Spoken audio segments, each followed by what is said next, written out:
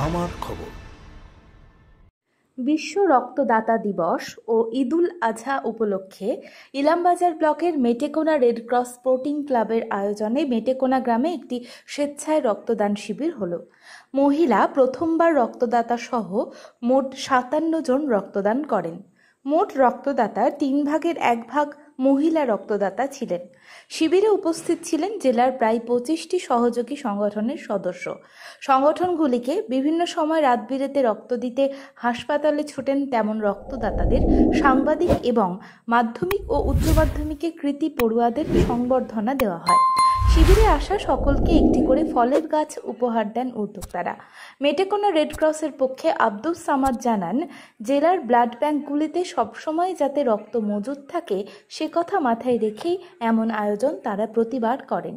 মেটেকোনা রেডক্রসের সহ সম্পাদক নাসিম আক্তার জানান, যে বা যারা যেখানেই শিবির করবেন তাদের সংগঠন সব সময় পাশে থাকবে।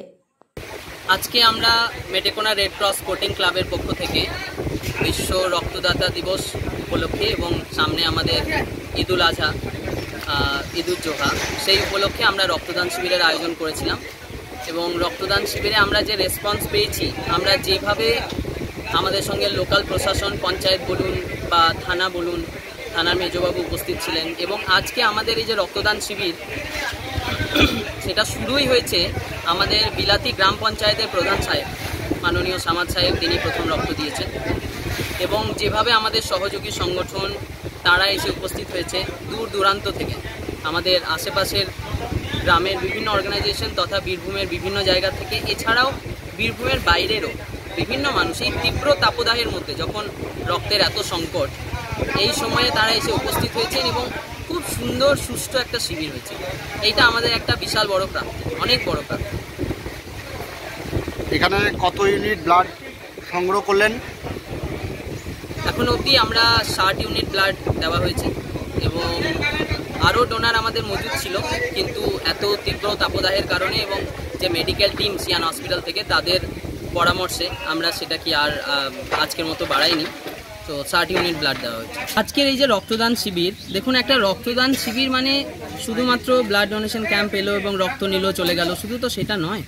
একটা রক্তদান শিবির একটা সমাজের সার্বিক একটা ব্যাপার, মানে দীর্ঘমেয়াদী উন্নয়নের একটা পার্ট। তো সেই জায়গায় দাঁড়িয়ে শুধুমাত্র রক্তের সংকট মেটানো নয়, ভবিষ্যতে রক্ত আরও কিভাবে মজুত রাখা যায় এবং মানুষের মনে যেভাবে ভুল ভাঙছে সেইভাবে আরও কিভাবে সেটাকে উদ্বুদ্ধ করা যায়, তাই জন্য আমরা আজকে একটা অভিনব প্রয়াস নিয়েছিলাম। সেখানে আমরা মেটেকোনার আমাদের দুটো অনেক পুরনো স্কুল রয়েছে, একটা হচ্ছে হাই মাদ্রাসা এবং একটা সিনিয়র মাদ্রাসা।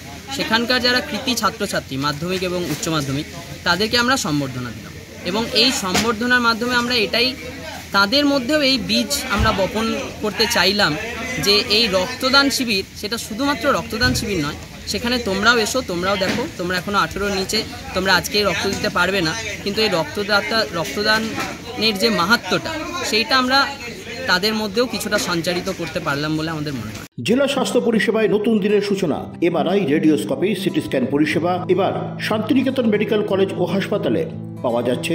অত্যাধুনিক ব্লাড ব্যাংক ও প্যাথোলজি ল্যাবের সুবিধা রয়েছে।